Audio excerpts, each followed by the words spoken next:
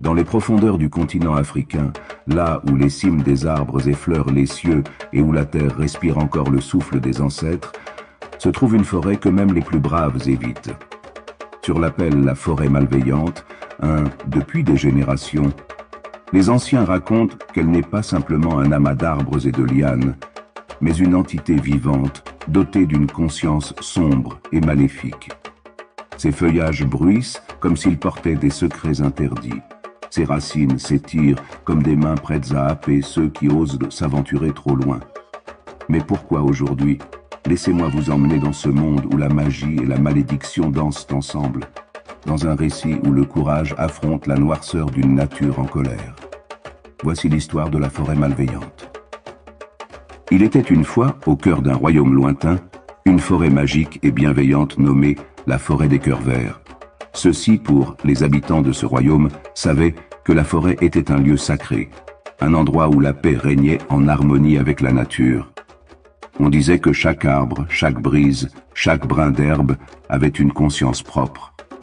Mais ce qui la rend véritablement unique, c'était son cœur. Un arbre gigantesque et majestueux qui se trouvait au centre de la forêt.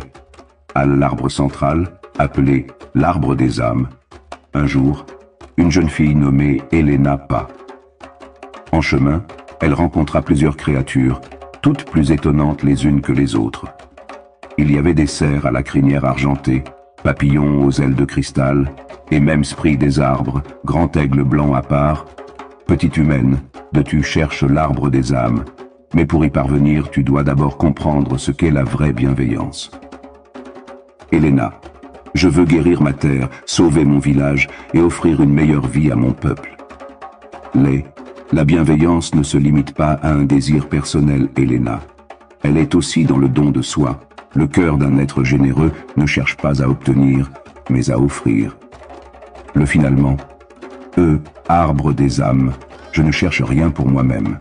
Je veux seulement que ceux que j'aime, et toute cette terre, puissent connaître la paix et la prospérité. Je veux partager tout ce que j'ai, si cela peut réparer ce qui a été brisé. Ah, ton cœur est pur, Helena. Ta demande ne vient pas d'un égoïsme, mais d'un amour sincère.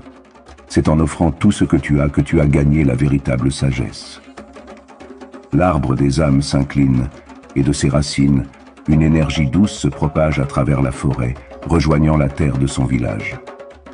Les rivières se mirent à couler à nouveau, les champs se remplissent de cultures abondantes, et les habitants retrouvèrent l'espoir. De retour chez elle, Helena fut accueillie en héroïne, mais elle savait que ce n'était pas sa victoire.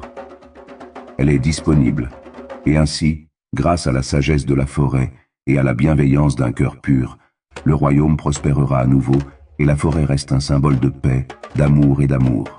Partageons ensemble pour ne rien rater de nos mystères au quotidien, car la nature nous défend.